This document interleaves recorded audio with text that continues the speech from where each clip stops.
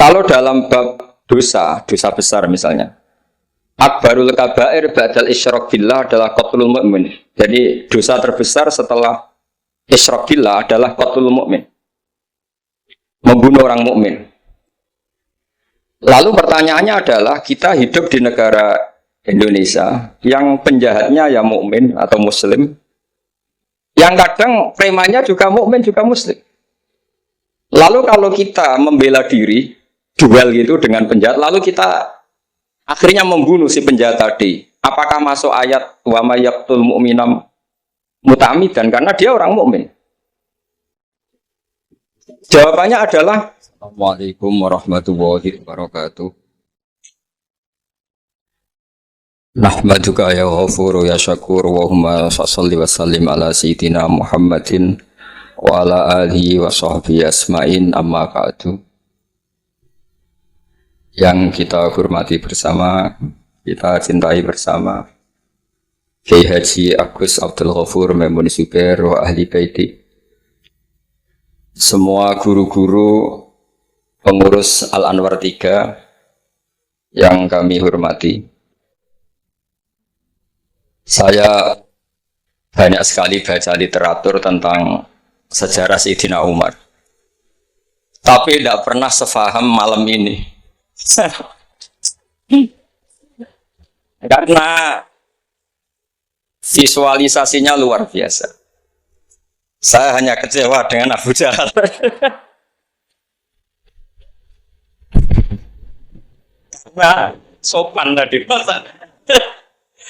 Jadi itu yang agak salah. Kalau saya nilai aktornya itu, masa Abu Jahal sopan ngasihkan mic gitu.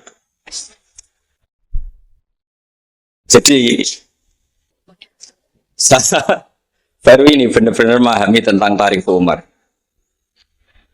Saya mohon sama Gus Ghafur untuk menerjemah semua teks-teks Arab tadi yang jadi dialek dalam drama. Saya tidak tahu apa itu tadi pakai bahasa Fusha, apa Ami, apa Suki, tidak tahu. Yang jelas semuanya percaya diri.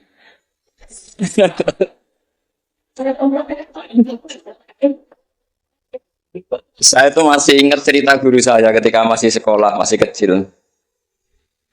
Ada anak baru latihan bahasa Arab mufrodat. Jadi dia taunya kalau yadun itu tangan, kalau anta itu kamu. Ya kalau jalan ya saro, kalau kepala ya roksun, kalau saya ya anak. Ketika dia baru ahli mufrodat di Arab, kepalanya diusap-usap sama orang Arab.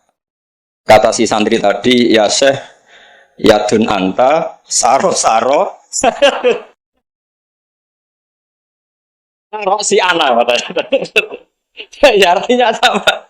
Jadi ya Syekh, yaitu yadun anta berarti tangan Anda, saro-saro. Tulisannya itu ala rosian pada kepala saya itu. Jadi dia belum bisa mengatakan misalnya yaduka ala rosi, tapi ya yadun anta, saro-saro, ala rosian. Nah semoga semua dialek tadi nggak termasuk kategori yang itu. Saya dulu sekolah kakak kelasnya Gus Ghafur itu ya punya teman kalau dimarahi di kelas itu bilang, Gus tadi saya dimarahi di depan alladzina aja. Jadi apa maknanya alladzina katanya? Katanya di depan orang apa? Banyak. Karena setiap ngaji alladzina wong akeh. Jadi kalau dimarahi di depan publik berarti dimarahi di depan alladzina. Nah ini kapan, saya tadi pamit sama Gus Ghafur itu kapan-kapan bisa disewa enggak Gus? Bisa kan? Ini menurut saya masalah yang lumayan serius. Saya pernah didolani lah sama Habib Soleh Alatas dari Tegal. Ternyata kru dari TV 7 atau kru dari Khazanah sering juga minta masukan dari beberapa narasumber untuk memberi penjelasan tentang tarikh sebenarnya, misalnya tentang Umar. Di sini biasanya khas ulama itu dilematis karena kalau ngasih biasanya pemeran perempuannya benar-benar perempuan. Jadi resikonya kalau cantik itu nanti jadi masalah ikhtilatur rijal wan nisa. Kalau tadi enggak, karena Anwar 3 mungkin. Atau mbak-mbaknya enggak mau berdampingan dengan Abu Jahal, enggak tahu tadi. Jadi saya enggak tahu tadi pertimbangannya itu fikhan atau apa trauma ya, karena takut itu.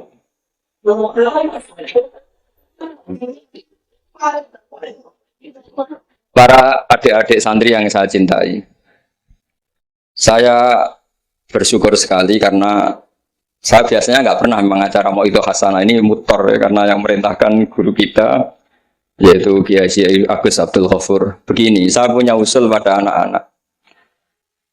Saya bagaimanapun sangat mencintai Pondok Al Anwar. Saya usul sama anak-anak, terutama yang putra ya, supaya tetap menghafal fikih. Jadi kalaupun ditakdir nggak bisa berbahasa Arab kayak tadi, kayak Abu Jahal dan siapa tadi, Sayyid Hamzah dan sebagainya, setidaknya menghafal ahkam fikih, al-ahkam al-fikih. Jadi saya mohon muhafadzahnya itu tidak hanya Quran lafdzon wa tilawatan, tapi menghafal ahkam. Ini penting sekali karena kelebihan kita di kampus. Ini pengalaman saya kerja di kampus. Keunggulan kita adalah kita ini hafal kepastian hukum fikih. Jadi misalnya Kangkang harus hafal meskipun nggak bisa baca teksnya, kalau iddatul mutafa'an hazaujuha itu arba'ata asyuri wa asyra. Kalau dia min dawatil hamli wa ulatul ahmali ajaluhunna ayyatu'na hamlahun dan sebagainya dan sebagainya. Ini penting sekali karena ternyata yang saya baca beberapa orientalis atau beberapa orang barat itu masuk Islam itu karena Islam itu dianggap hukumnya itu detail. Termasuk mengatur pernikahan, perceraian, tata kelola ekonomi, tata kelola negara dan sebagainya dan sebagainya. Saya pernah ditanya menyangkut ekstremis. Kalau dalam bab dosa besar misalnya, akbarul kabair ba'dal isyrak billah adalah qatlul mu'min. Jadi dosa terbesar setelah isyrak billah adalah qatlul mu'min, membunuh orang mukmin. Lalu pertanyaannya adalah kita hidup di negara Indonesia yang penjahatnya ya mukmin atau muslim, yang kadang premannya juga mukmin juga muslim. Lalu kalau kita membela diri duel gitu dengan penjahat, lalu kita akhirnya membunuh si penjahat tadi, apakah masuk ayat wa may yaqtul mu'minam muta'ammidan karena dia orang mukmin? Jawabannya adalah kitab fikih itu menyediakan bab namanya kitabus siyal, bahwa mangkutila duna mali fahuwa syahid, mangkutila duna ahli fahuwa syahid. Orang yang duel dengan penjahat kemudian dia mati adalah dia mati syahid. Dan dia kalau terpaksa membunuh, tentu ada aturan-aturannya ya dengan tertib yang ditentukan di kitab-kitab fikih. Itu penjahatnya damnya itu muhaddar. Sehingga dia tidak kena kisos. Si sahibul bait tadi yang punya rumah tadi. Sehingga dengan fikih-fikih yang detail saya harapkan santri sarang. Karena dulu Mbak Zubair itu ma'ruf bil faqih ya. Saya sering kalau ngajar cerita bahwa misalnya Gus Yofur ngaji sama Mbah Mun ngaji sama Mbah Zubair ngaji sama Mbah Fakih Mas Kumambang, Mbah Fakih ngaji sama Mbah Mahfud Termas. Lah Mbah Mahfud ini muridnya Sayyid Abi Bakar Sato, Sohibul Li'anah. Sayyid Abi Bakar Sato punya kakak namanya Sayyid Umar Sato. Itu dulu kiainya mbahnya Mbah Mun itu, Ahmad Su'abin. Itu dulu berwasiat kalau gojlok adiknya Sayyid Abi Bakar Sato yang punya kitab I'anah itu, serana gunane mulang kitab gede-gede, yang penting apal. Akhirnya kita ini korban konsepnya Sayyid Umar, jadi disuruh muhafadzah. Karena memang harus hafal, jadi mahfudot saat tadi jagoan sama Gus Sofur, apa ingat ketika dulu muhafadzah? Karena kalau kita muhafadzahnya alfiyah itu gurunya bisa kita akali. Kalau kita pura-pura guru itu biasanya malu nyemak pakai kitab karena dikira nanti tidak hafal. Akhirnya murid-murid tahu mesti kebut ya Gus, enggak mesti bingung. Jadi ada trik. Ya akhirnya betul anak-anak kebut terus gurunya semuanya terus wes pun Pak. Jadi bisa diakali juga akhirnya ya lolos. Terus cerita kedua ini kisah nyata. Saya dulu itu dengan Gus Zufur musyawarah, Fathul Mu'in, macam-macam. Pernah digojlok sama bapak. Aku masuk krungu kon alim fikih ambek Gus Zufur makili Anwar, tapi aku ora percaya kon iso jawab pertanyaan. Kenapa, Pak? Itu ada seorang imam lupa baca Fatihah, langsung baca Sabbihisma rabbikal a'la. Kemudian makmum bilang subhanallah. Karena si imam tadi hanya hafal tadi 3 juz tadi. Itu enggak pede. Ganti wadduha. Wadduha makmumnya masih bilang subhanallah. Akhirnya ganti surat yang dia pasti benar, yaitu ganti kulhu. Karena dia dikira kalau surat panjang itu salah. Akhirnya diganti kulhu masih subhanallah. Lalu makmum tahu ini enggak ada solusinya kecuali dijelaskan secara jelas. Orang mau coba Fatihah.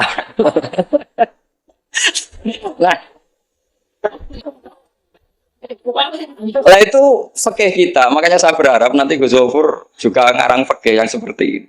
Apakah yang seperti itu membatalkan sholatnya makmum? Karena darurat. Hanya subhanallah nggak memahamkan. Dia mau tidak mau harus ngomong. Kalau masalahnya itu udah baca Fatihah. Nah, ini nanti supaya jadi fasul masalahnya Anwar 3 itu kalam ini termasuk membatalkan apa? Tidak. Karena kalau cari padanan ayat Quran tentang Fatihah juga tidak yakin imamnya paham. Misalnya pura-pura baca walaqad atainaka sab'am minal mathani yang artinya Fatihah juga saya yakin imamnya juga gak paham.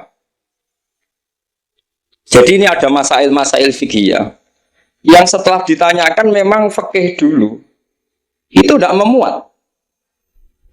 Kita harus kreatif, tapi bukan berarti merasa istihad untuk jawab beberapa pertanyaan.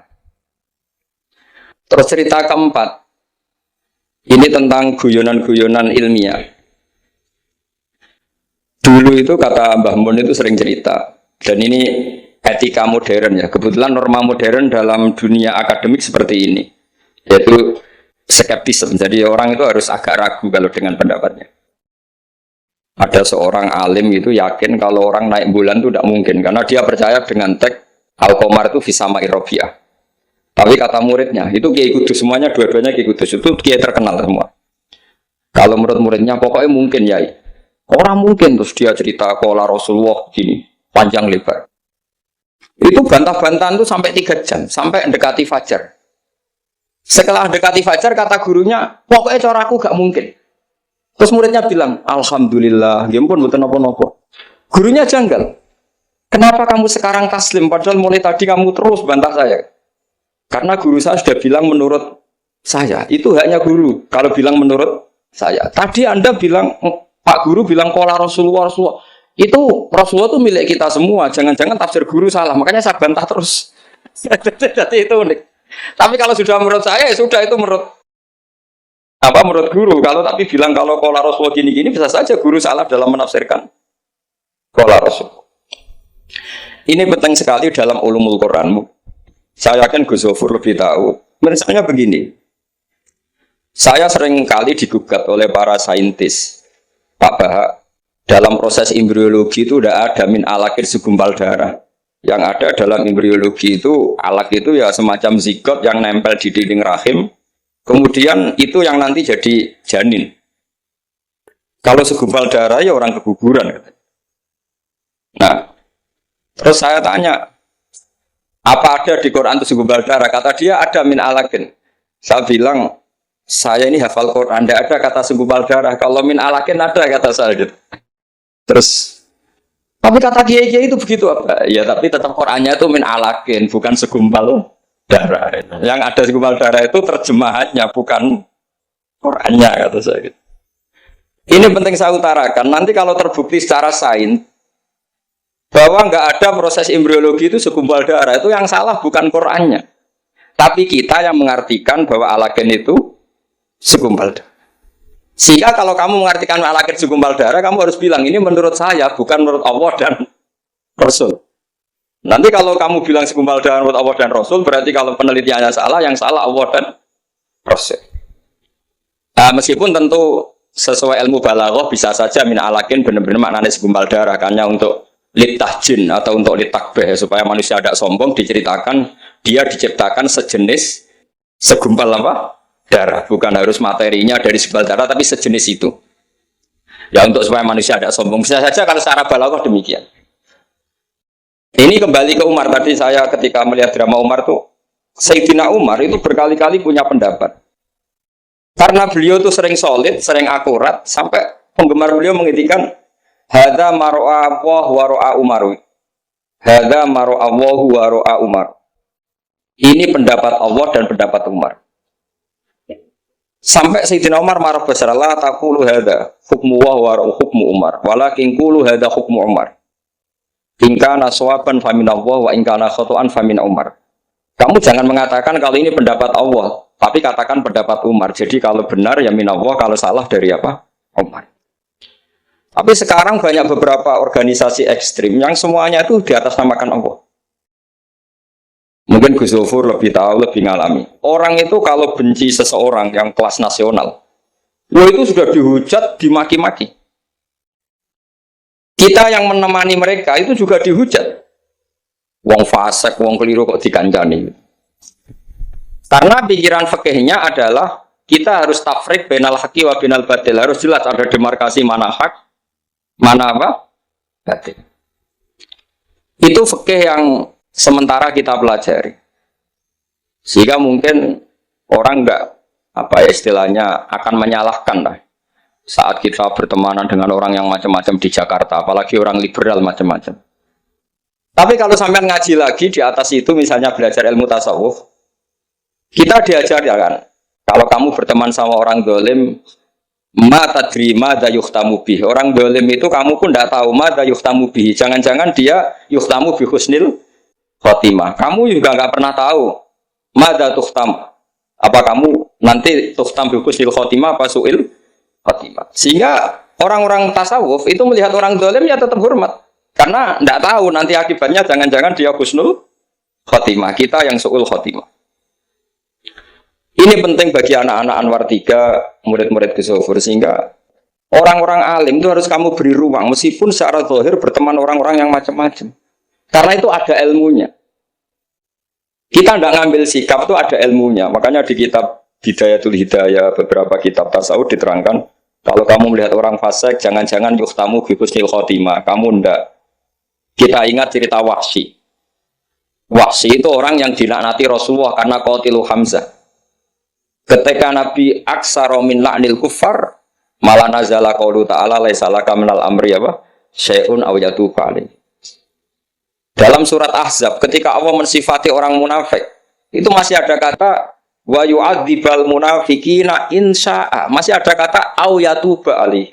Kemungkinan orang munafik adalah Allah menyiksa mereka insya'a atau memberi tobat.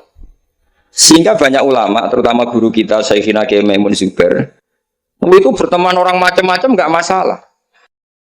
Dan kadang-kadang banyak menimbulkan kekecewaan. Ini nanti nggak ada tafrik bainal haqqi wa bainal batil. Nah, saya akan menjelaskan di sini bahwa itu ada ilmunya. Ada ilmunya. Banyak orang sing la'anahu Rasulullah. Bahkan da'a alaihi Rasulullah kayak Wahsy, kayak Khalid bin Walid. Kaifa yuflifu qaumun fa'alu bi'ihim hakadha. Zaman itu binabihim hakadha. Yaitu ketika Rasulullah perang Uhud itu syujja wajjuh wa kusirat rubaiyatu wa udmiyat lisatu. Ketika Nabi babak belur wajahnya, kata beliau, kaifa yuflihu qaumun fa'alu binabihim hakadha. Tapi apa yang terjadi? Justru Khalid bin Walid itu masuk Islam. Wahsy qatilu Hamzah juga masuk. Sehingga saya meskipun punya sikap, tentu saya sebagai orang punya pilihan gaya hidup. Mungkin saya nggak akrab lah kalau sama misalnya Mas Nusron itu. Tapi kalau Gus Zofur akrab. Tapi saya menghormati, itu pasti ada ilmunya. Saya jaga jarak ya ada ilmunya. Gus Zofur berteman juga ada ilmu. Nah, ini yang saya harapkan dari Anwar 3. Mohon ilmu ini diperkuat. Karena basis terkuat peradaban adalah ilmu. Ilmu menyediakan segalanya. Saya masih ingat Gus Mek Peloso itu akrab sama bapak saya karena beliau senang semaan. Kebetulan pendiri semaan Jantika itu bapak sama Gus Mek.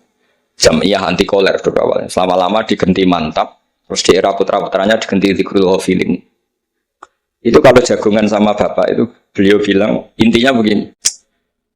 Iya, nahi mungkar, kenal era gelem kok nahi mungkar. Oleh proses piye, oleh tarbiyah piye kenal era gelem. Meskipun tentu anak-anak tidak saya sarankan seperti Gusme, karena jadab Anda tidak mesti sukses kayak Gusme. Itu kan resiko. Karena untuk sukses itu butuh keramat, butuh macam-macam lah. Kalau sampean latihan gitu pasti ditangkap keamanan itu. Karena itu masalah gitu kalau di pondok masalah. Tapi apapun itu, kita punya cukup khazanah ilmiah untuk melihat itu. Saya berkali-kali kalau acara di Pondok Hajan sering bilang, berteman orang fasik itu tidak boleh. Wa ingkana dasarin fajan dibu suratan. Kalau berteman orang fasik itu nggak boleh, karena nanti ketularan fasik. Tapi kalau dibalik, pertanyaannya dibalik. Mbah niki membina orang fasik. Dan di antara membina tentu prosesnya itu berkawan, macam-macam. Kalau dibalik itu menjadi haram apa halal? Bukan dibahasakan berteman orang fasik, tapi membina orang fasik. Ini penting saya utarakan karena khazanah kita itu banyak. Saya berharap ulumul Quran di sini sampai yang seperti itu. Saya beberapa kali belajar kitab Hayatus Sahabah. Di situ ada satu aplikasi ahkam Al-Quran, baik yang fiqhud dakwah maupun fiqhul ahkam. Saya di situ yang paling saya kenang adalah cerita-cerita misalnya termasuk yang dikutip Habib Zain bin Sumit dalam kitab Al-Manhajus Sawi. Suatu saat ada ustadz, saking semangatnya nahi mungkar karena si Harun Rasid sering salah, didatangin. Kata si ustadz tadi, inni nasihun lak, famusyaddidun alika, fala tajidanna fi nafsika aliyya syai'an. Saya akan memberi nasihat Anda, tapi saya agak ekstrim, agak keras. Mohon kamu jangan tersinggung, Anda jangan tersinggung. Anda ya Amirul Mukminin jangan tersinggung. Tapi apa kata Amirul Mukminin Harun ar-Rasyid? Uskut ya jahil. Kamu ustaz bodoh. Terus fa inna Allaha ta'ala qad arsala man huwa khairun minka ila man huwa syarrun minni. Ini saya terpaksa bahasa Arab karena tadi takut kalah sama Abu Jahal tadi. Jadi ini mohon sekali ini kompetisi. Jadi kalau Abu Jahal saja bisa bahasa Arab, masa saya kiai tidak bisa bahasa Arab. Jadi saya tadi itu, ya kan di Abu Jahal saja bisa bahasa Arab, fasih lagi tadi. Yang saya kecewa dia sopan ngasihkan mic tadi. Duduknya sudah benar gak sopan tadi sudah benar jadi memerankan Abu Jahal memang harus gak sopan. Tapi semoga berakhir nanti diteruskan jadi Abu Jahal repot. Nah ini kata Harun ar-Rasyid. Inna Allaha ta'ala qad arsala man huwa khairum minka ila man huwa syarrun minni. Wa ma'a dzalika qala ta'ala faqula lahu qawlan layyinan la'allahu yatadzakkaru aw yakhsha. Tentu kita tahu Allah mengutus Musa dan Harun atau Musa saja yang populer. Musa itu man huwa khairun minka, tentu Musa itu lebih baik ketimbang Anda. Ila man huwa syarrun minni, tentu Fir'aun itu lebih buruk ketimbang saya. Itu saja masih ada aturan faqula lahu qawlan layyinan. Kamu harus ngomong yang halus. Kok kamu dakwai saya mau pakai kasar? Akhirnya si fasa kata tadi yang gurunya langsung yang ustadz tadi langsung diam dan ngakui kalau Harun ar-Rasyid lebih alim ketimbang dia. Nah saya harapkan nanti ulumul Quran di setai 3 itu tidak sekedar mengenali mufrodat, tapi mengenali makna terjemah, juga makna yang bisa disimpulkan dari ayat-ayat Qur'aniyah. Sehingga nanti keyakinan saya ya, apapun berubahnya zaman, nanti Quran itu tetap bisa dibaca kalau cara maknani seperti itu. Tapi kalau Anda maknani mufrodat, resikonya adalah mufrodat yang disebut itu kadang sudah tidak ada. Yaitu tadi misalnya wal khayla wal biwala wal hamira litarukabuha wazina. Tentu sekarang kita naik Innova, kita naik mobil, bukan naik khayl, bukan naik biwal. Tapi kalau dimaknani secara tadi, pokoknya ada markup, ada tunggangan yang kita naiki, ada tunggangan. Dan kalau kita dapat nikmat tunggangan itu, kemudian kita syukur, litaslahu ala duhuri, ya yang penting sumatat guru ni'mata rabbikum. Ini penting saya aturkan karena saya berkali-kali berdebat juga. Kalau di kota itu kan ada dialog. Bahkan ini mungkin Gus Zofur lebih tahu ya. Saya pernah di UI itu pernah disurati sama Majelis Mujahidin Indonesia. Di situ diterangkan kalau sekian terjemahan Kemenak itu salah sekian, miliknya UI salah sekian. Di antara yang diundang itu saya dianggap makili UI. Tapi apa yang terjadi? Mereka itu karena maknani itu pakai mufrodat, tidak mau pakai ilmu balaghah, tidak mau pakai analisis-analisis yang harusnya terjadi dalam ulumul Quran. Saya punya contoh demikian. Saya sering belajar kitab namanya kitab Ar-Risalah, karangannya Imam Syafi'i ketika sering surat-suratan sama Abdurrahman bin Mahdi. Kata Imam Syafi'i, Quran itu lisanul Arabi, dan lisanul Arabi itu awsa'ul lisanan, lisan yang paling luas. Sehingga ketika beliau ditanya, kenapa Anda mewajibkan tolabul ma', mencari air, ketika orang harus tayamum di perjalanan? Terus Imam Syafi'i menjawab, falam tajidu ma'an, kemudian kalian tidak menemukan air. Itu baru fatayammamu sha'idan thayyiban. Beliau dengan enteng mengatakan, la yuqalu liman lam yatlub lam yajid. Orang yang belum pernah mencari tentu tidak bisa dikatakan tidak menemukan, tapi tidak tahu namanya. Jadi kalau dikatakan tidak menemukan, pasti baca sabkit tolak setelah mencari. Kalau belum mencari kok mestinya tidak tahu, bukan bisa dibahasakan tidak menemukan. Nah, saya berharap anak-anak ini karena ditunggui Mbah Mun yang ma'ruf dengan tafsirnya Gus Zofur. Nah, Mbah Mun itu murid Said Alawi. Said Alawi punya karangan Takmirat Saidul Khobir yang di Said Alawi dengan Habib Abdurrahman Al-Musawa kalau tidak salah. Yang nyarain agamanya Syekh Zamzami. Dulu saya belajar itu juga sama Gus Zofur karena dulu yang ngajar Mbah Mun sendiri. Saya juga sering menerima keluhannya Gus Zofur di Jakarta, di mana-mana orang analisis Quran itu tidak pakai ilmu balaghah. Ini repot sekali. Karena kalau kita tidak pakai balaghah, maka al-adat yufidul hasra. Kalau dalam kaidah usul fikih, al-adat la yufidul hasra. Ketika Allah pakai kata hitungan itu belum pasti hasr. Jadi taruh saja misalnya begini, ini yang kisah nyata dalam hadis sahih. Ketika Rasulullah itu memintakan maaf sama orang munafik, terus kata Allah mengingatkan intastaghfir lahum sab'ina marratan fala yaghfirullahu lahum. Kata Nabi, jika 70 tidak bisa dimaafkan, wa sa'azidu ala sab'in. Ya sudah, saya tambahi lebih dari 70. Ternyata sama Allah didhawuhi, maksudnya tidak gitu. Kamu mintakan ampun untuk orang munafik maupun tidak, sama-sama tidak saya ampuni. Sehingga terus ada kaidah al-adat la yufidul hasra. Ini penting dalam ulumul hadis atau ulum usul fikih. Karena kalau nuruti adat, Nabi sering dawuh misalnya man shallal bardain dakhalal jannah. Orang yang sholat pada waktu dua dingin yaitu subuh dan asar dakhalal. Terus kamu mau tidak sholat zuhur misalnya, dan sebagainya dan sebagainya. Nabi sering menyebut kebenaran misalnya kebaikan adalah ini. Terus kamu tidak akan melakukan kebaikan yang lain, tentu tidak mungkin. Ini masalah-masalah yang menurut saya serius semenjak ada banyak ormas-ormas yang sidik-sidik katanya kembali ke Quran dan apa? Hadis.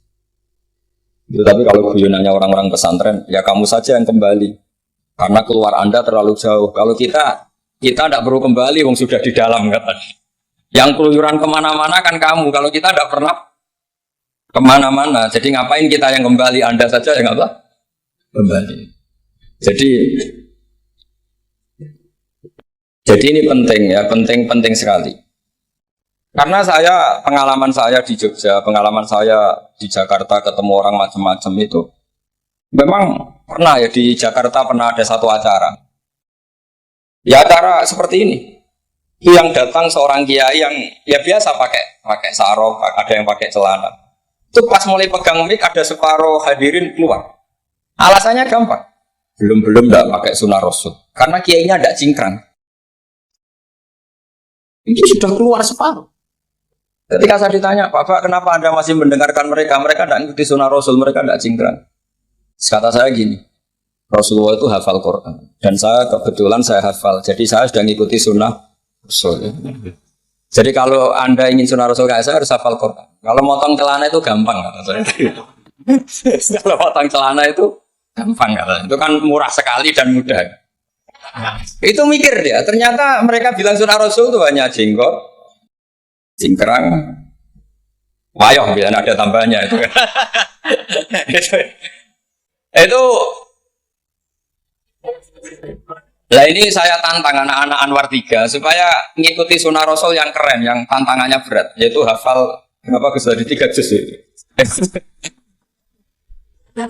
Itu saya tuh sering protes sama anak-anak. Itu nanti kalau ketemu malaikat Jibril, Anda dianggap mengikhtisar Quran.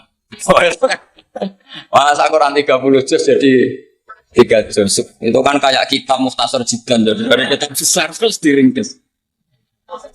Saya tidak bisa membayangkan kalau Anda nanti ditanya malaikat Jibril, kenapa Quran saya turunkan 30 juz jadi 3 juz.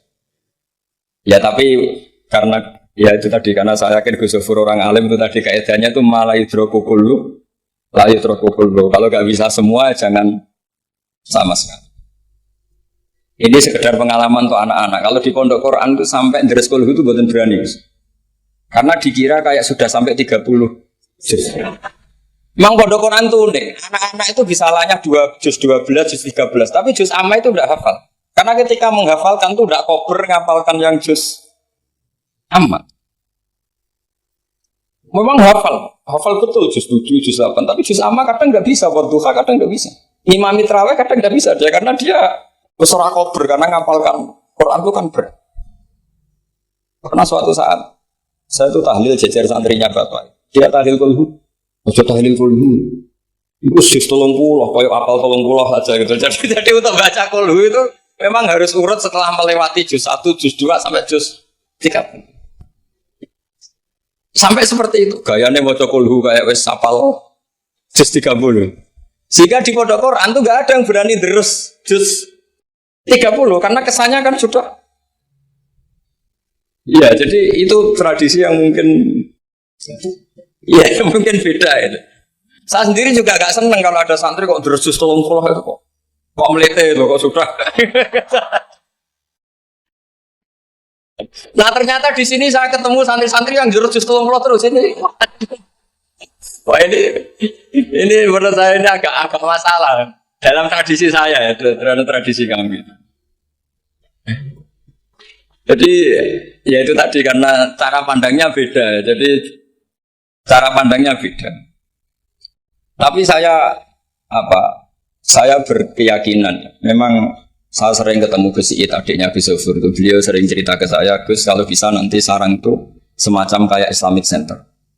Karena kita tahu semua kayak apa alimnya Gus Najih, kayak apa alimnya Gus Zofur, alimnya putra-putra Mbah Mun. Sesuai bidang spesifikasi ilmu masing-masing. Saya sering dinasihati yai bahwa semuanya itu ada ilmunya. Tadi misalnya Anda tidak tegas sama orang fasik, itu ya ada ilmunya. Karena mungkin kita tawadhu la nadrima yuftamu bihi. Kita tidak tahu si fasik tadi yuftamu bihi apa, kita tidak tahu. Kita sendiri nggak pernah yakin kalau kita nukhtam misalnya bagus nih khotimah. Saya kalau di Jogja ketemu orang liberal, ketemu orang macam-macam, saya pakai ilmu itu. Tapi kalau saya ngaji di pesantren pakai ilmu at-tafriq bainal haqqi wa bainal batil. Kalau santri baik ya tak puji, kalau yang nggak baik ya. Tapi yang jelas nggak tak saboyong. Karena pondok saya bilang tidak punya adat boyong. Kata bapak, hak kena keramat, santri sing beling gelalah boyong, tapi jogeman boyong gitu. Jadi berarti karena kalau musuhnya boyong berarti tidak keramat karena pakai kriteria fikih tadi pakai. Ini penting saya aturkan karena jangan sampai khazanah, kearifan wali songo yang kancanan orang macam-macam. Ada 7 hari ya diterima, 40 hari ya diterima. Zaman itu ya nggak diterima sebagai khurafat bid'ah ya enggak. Sehingga menurut saya wali songo itu adalah panutan di mana itu semuanya diselesaikan bil ilmi. Bukan karena emosi aksi reaksi itu enggak, semuanya bil ilmi. Saya pernah baca kitab Al-Minanul Kubur karangannya Imam Sa'roni. Beliau cerita sebagian ilmu itu sudah keluar dari afdholiyah karena satu kondisi. Misalnya sebaiknya amal itu sirron. Tapi kenapa guru-guru kita Mbah Mun sendiri sering pengajian besar, Gus Zofur, banyak lah yang mau acara besar. Saya sampai sekarang nggak pernah punya acara besar. Wiling-wilingan saya yang pengagum sirron gitu. Tapi ternyata di kitab-kitab kita, kata Abdul Hasan Asadili mengatakan a'linu bito atikum kama yatadzaharu ghairukum bil ma'asi. Maksiat di Jakarta di mana-mana begitu ekstrim, dangdut begitu terbuka, diiklankan besar-besaran. Tapi kalau pengajian nggak besar-besar, dulu itu pengajian itu nggak ada yang besar karena mahal. Dulu orang soleh itu ciri utamanya adalah khifatul ma'unah, biayanya sedikit. Sekarang karena mereka besar-besaran menyebarkan maksiat, kita akhirnya kata Abdul Hasan Asyadzili, kamu kalau taat harus iklan, a'linu bi ta'atikum. Kalau taat harus dipertontonkan. Sehingga senang saya misalnya tadi dipertontonkan anak-anak ahli bahasa Arab sampai Abu Jahalnya saja bisa. Wah, itu kan satu prestasi yang luar biasa. Kalau Abu Jahalnya saja alim, apalagi yang tidak Abu Jahal. Apalagi Abu Jahalnya tadi sopan. Wah, itu bagus sekali itu. Itu pasti Abu Jahal kecewa itu diperankan orang yang sopan. Itu udah gue banget katanya. Itu pasti kecewa. Abu Jahal itu pasti kecewa. Jadi ini penting ya, karena kita punya guru yang al-mutabakhir seperti Mbah Mun, seperti Gus Zufur. Jadi kita harus baca kitab itu banyak. Oke, ada haram yang kita tegas, ada halal yang kita tegas. Misal al-halalu bayyinun wal haramu bayyinun.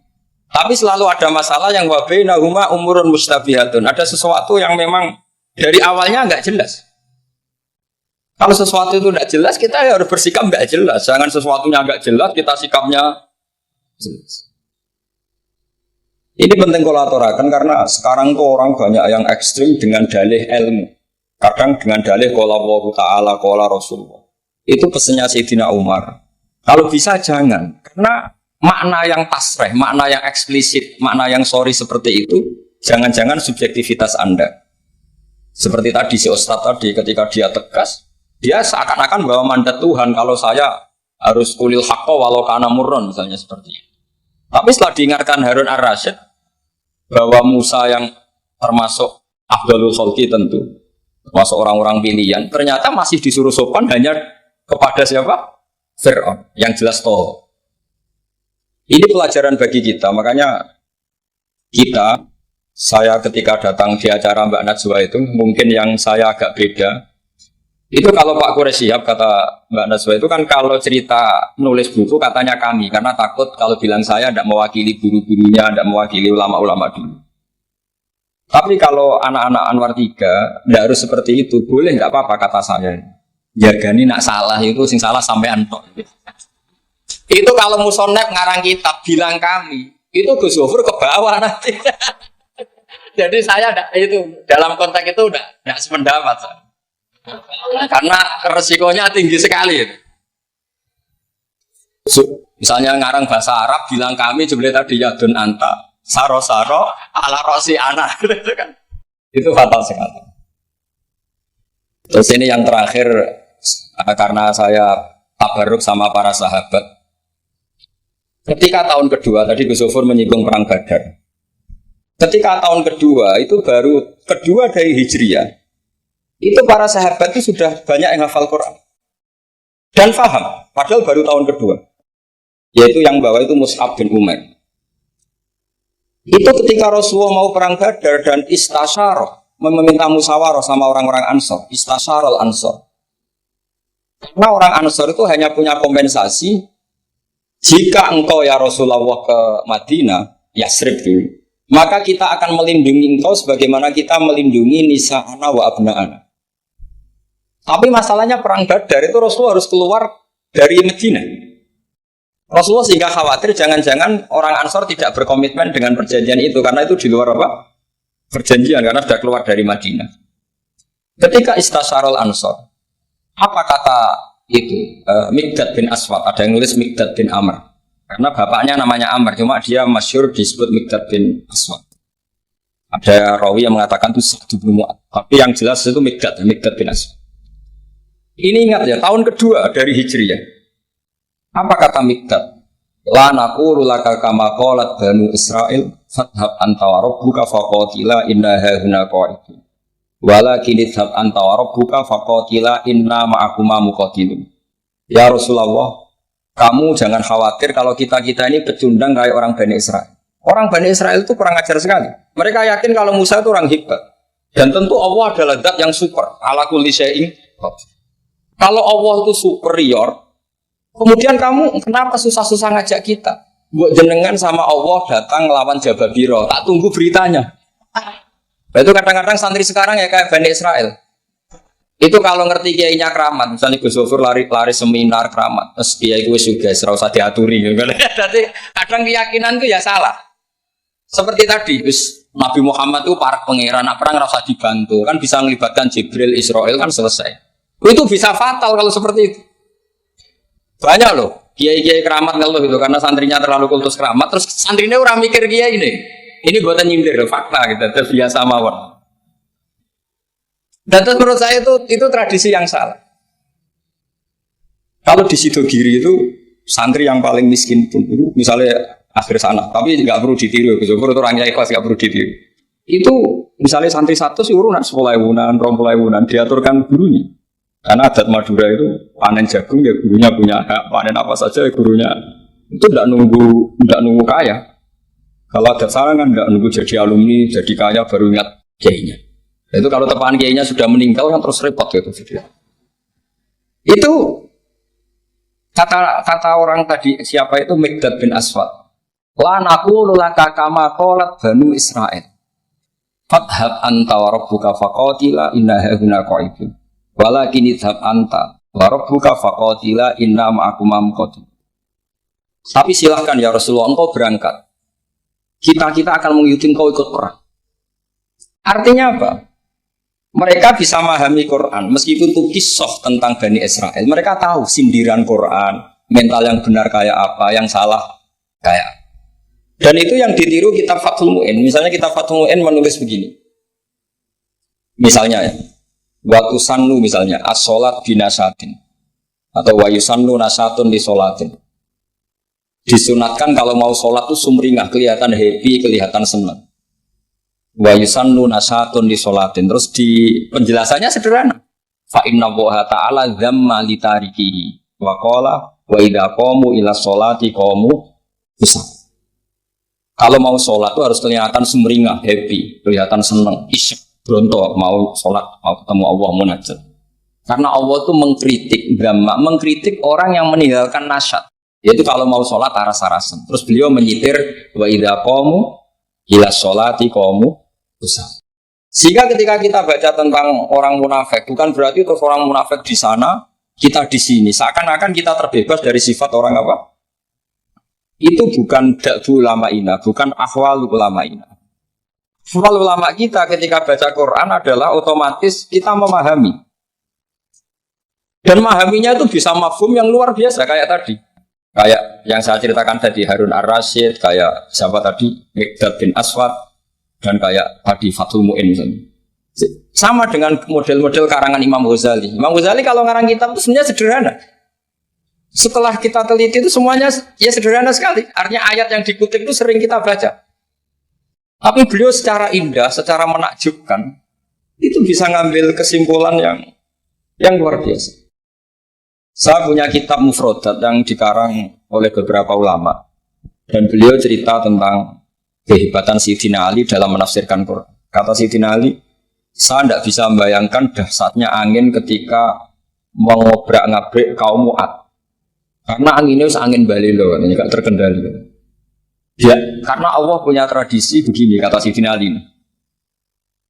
Wa in min syai'in illa indana khazainuhu wa ma nunazziluhu illa biqadarin ma'lum. Segala sesuatu itu terukur dan saya turunkan juga dengan ukuran yang pas biqadarin ma'lum. Tapi ketika Allah mensifati angin yang untuk kaum Ad disebut birikhin sorsorin atiyah. Atiyah maknanya balilo, pakai tak. Ya, pakai tak. Terus yang sebagian ayat tentang Nabi Nuh. Inna lamma taghal ma'u hamalnakum fil jariyah. Toho itu maknanya lacut. Jadi air sudah gak terkendali, kayak di luar kendali malaikat. Sudah toho, sudah balelon. Saking balelonya yang main hantam saja kata Sayyidina Ali. Sehingga dua ayat ini menunjukkan betapa dahsyatnya banjir karena diredaksikan taghal ma'. Begitu juga betapa dasarnya angin karena disebut dirihin sorsorin atiyah. Jadi yang namanya atiyah itu pakai tok ya. Ini ain tok ya. Ini yang pakai apa? Ain alif. Jadi dari mufrodat ini kelihatan bahwa benar-benar dahsyat. Karena Allah punya adat segalanya terukur. Ternyata di situ disebut tohornya semuanya sudah keluar dari apa? Ukuran. Ini saya mohon sekali karena anak-anak Anwar 3 ini menangi Mbah Mun, menangi Gus Sufur. Saya sendiri diminta beliau bantu ngajar di sini. Jadi saya mohon sekali karena ini banyak banyak ya nabi al ilmi lah, banyak sumber-sumber ilmu. Tolong sekali dimanfaatkan yang baik. Terutama anak-anak yang di muhadharah ini kajian-kajian fikihnya itu harus dihafalkan. Karena hafal ini sanad kita. Dulu Mbah Mat itu ngaji sama Said Umar, kakaknya Said Abi Bakar Sato. Memang semua kitab itu harus mahfudz, harus dihafal. Saya sendiri dengan Gus Zufur itu yang mendapat barokah muhafadzah zaman sekolah. Dulu kalau nggak muhafadzah itu nggak naik. Tapi ya dulu bisa diakali ternyata itu. Dulu Mbak Fakih itu ahlinya Fa'ati. Jadi kalau ada orang anak nggak naik ditanya, "Song kena ramuga pening di getong terminal, Mbah." Ngoten niku Mbak Fakih terus diunggahno. Kata beliau, "Nak nganti ning terminal dadi wong nakal aku sing kedosan." Mereka tadi mayu adi ilal haram nggih. Haram. Sehingga dulu masyhur kalau anak-anak tidak naik itu sudah kong kali kong. Mau natakoi ning terminal ya. Karena kiai itu mesti pantangan. Taman kalau nggak percaya coba aja anak yang nakal mau boyong terus disowankan Gus Zufur. Gus, nak jenengan boyong balik mereman malih. Mikir, mesti kiai itu mikir. Tapi jangan pakai loh. Ini kan cerita dulu. Sehingga anak-anak yang gak muhafadzah itu mesti ada yang anak-anak lugu ditanya Bapak. Kalau gak naik ning dicong dia baleni. Masya Allah, alhamdulillah. Ya orang munggah tenang. Jadi cara pandang kiai itu unik. Makanya ilmunya kiai susah dianalisis ini karena unik. Ya seperti itu. Ya saya harap ilmu ini gak jadi gak jadi masalah bagi Anda. Terus nanti Anda menteror Pak Musonef. Awas langsung aku ramuga yang terminal. Udah bisa. Ya saya kira demikian, semoga manfaat. Terus kalau ning ngapunten sanget sudah berbiasa, mboten saged kalau acara-acara pidato mboten saged. Nek ngaji kula biasa. Dina ngaji rak ngerpek. Wonten kitabe terus maca. Tapi kalau seperti ini tuh temanya jadi bias. Tapi ya semoga tadi barokahnya Sayyidina Umar tadi kok. Saya jadi malu itu karena tadi Abu Jahal kok fase gitu saya itu masih. Ya monggo doa bareng-bareng ya mugi-mugi pondok ini pondok sing mubarokan sing nafi'an ummati Rasulillah nasihan lillahi wa li rasulihi wa li kitabi wa li aimatil muslimina wa amatihim. Al-Fatihah. Bismillahirrahmanirrahim. Alhamdulillahi rabbil alamin arrahman. Ya kana abudu wa ya kana nasta'in. Shiratal mustaqim. Bismillahirrahmanirrahim. Nahmaduka ya ghafur ya syakur wa salli wa sallim ala nabiyyika. Shalli ala khalilika Ibrahim wa nabiyyika Musa safika Isa wa syukurika. Wa shalli ala anbiyika wa rasulika.